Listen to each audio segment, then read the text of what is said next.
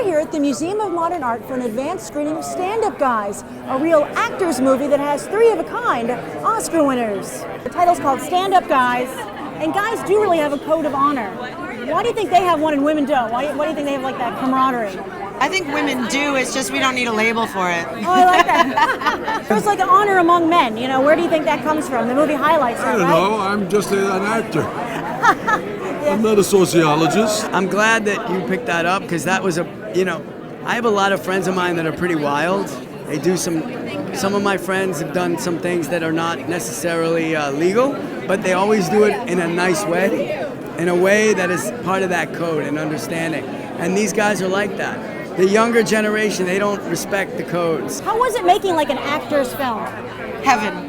Yeah. Yeah, I worked for 3 days, but I worked with Al Pacino and Christopher Walken, two of the best actors that we'll ever see. And for me, I just sat back and watched. It's like if you play tennis with a great tennis player, you'll get better. It took me back to not the old times, just a couple of years ago. I only started about 12 years ago, but even then it was just all about the independent film and the work and doing the cool movies.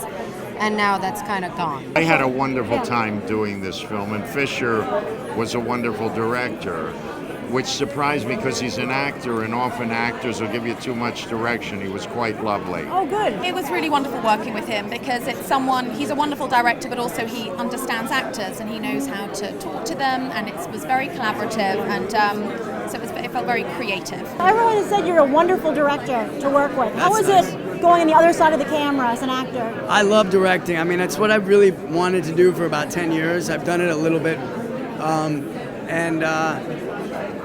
I love acting and I love actors, but to actually paint the picture as opposed to being kind of a character in the picture is what I love at this point in my life. This is a movie about getting older. What do you think youth doesn't understand about getting older? What do you think they don't realize?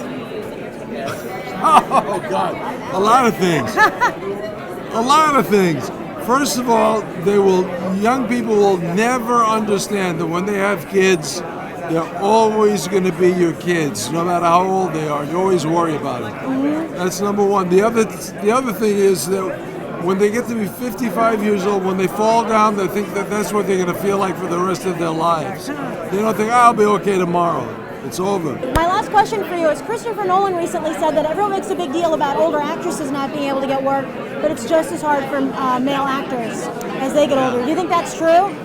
Well, I think it's probably harder for actresses, but it's not easy for these older actors. I happen to be working with three legends, so for them, they maybe have an easier time, but I know age is a strange thing, and that's really what the movie deals with. It's kind of like time forgets these people, and that's one of the things that attracted me to doing this film. So I hope people become very age-friendly, and it's made me look at age in a different way.